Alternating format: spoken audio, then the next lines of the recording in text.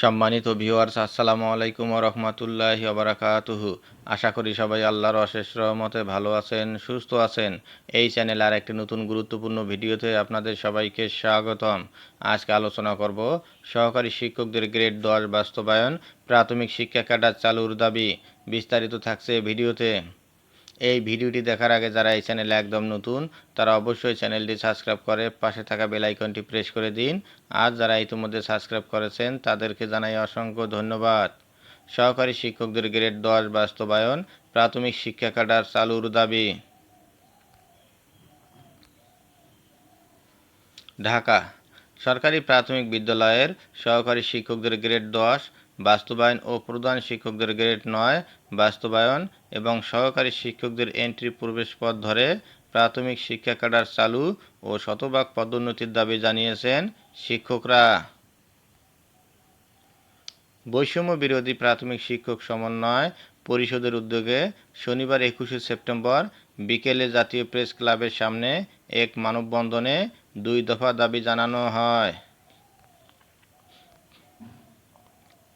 মানববন্ধনে প্রাথমিক ও গণশিক্ষা মন্ত্রণালয়ের বৈষম্যমূলক সংস্কার প্রস্তাবনা বাতিলেরও দাবি জানানো হয়েছে। মানববন্ধনে 2 দফা দাবি দ্রুত বাস্তবায়নে সরকারের কাছে তুলে ধরে বলা হয়, আমাদের আশা এই বৈষম্যপূর্ণ সংস্কার প্রস্তাব বাতিল করে প্রাথমিক শিক্ষার সব স্টেক হোল্ডারদের মতামতের ভিত্তিতে একটি যৌক্তিক, যুগোপযোগী এবং প্রতিনিধিত্বমূলক প্রাথমিক শিক্ষা সংস্কার প্রস্তাব প্রাথমিক ও গণশিক্ষা মন্ত্রণালয় তৈরি করে প্রধান উপদেষ্টার কাছে পাঠাবেন।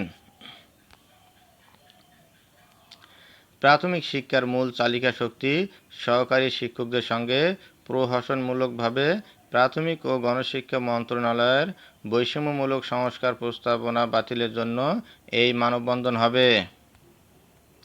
এতে সারা দেশ থেকে সব সরকারি প্রাথমিক বিদ্যালয়ের সহকারী শিক্ষকরা অংশ নেন। এই দাবিতে প্রাথমিক ও গণশিক্ষা মন্ত্রণালয়ের উপদেষ্টাকে স্মারকলিপি দেওয়া হবে বলেও জানান শিক্ষকরা। প্রাথমিক শিক্ষক সমন্বয় পরিষদের পক্ষে মোহাম্মদপুর সরকারি প্রাথমিক বিদ্যালয়ের সহকারী শিক্ষক ও বৈষম্য বিরোধী প্রাথমিক শিক্ষক সমন্বয় পরিষদ বাংলাদেশের সমন্বয়ক খায়রুন্নাহার লিপি, গাজীপুর জেলার শিক্ষক নজরুল ইসলাম, বগুড়া জেলার শিক্ষক আরাফাত হোসেন, নারায়ণগঞ্জের শিক্ষক মাসুদ বক্তব্য দেন।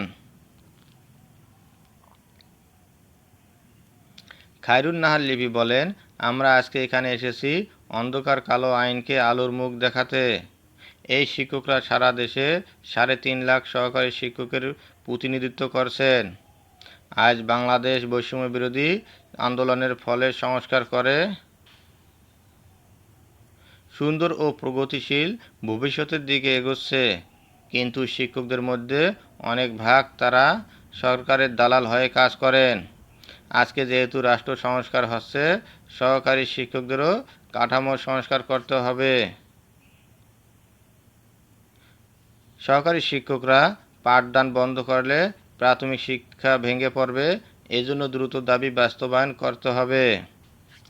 ধন্যবাদ জানিয়ে বিদায় নেওয়ার আগে আবার অনুরোধ জানাই, যদি ভিডিওটি ভালো লাগে এবং সর্বশেষ শিক্ষামূলক আপডেট ভিডিও পেতে চান তাহলে অবশ্যই চ্যানেলটি সাবস্ক্রাইব করুন। ধন্যবাদ সবাইকে।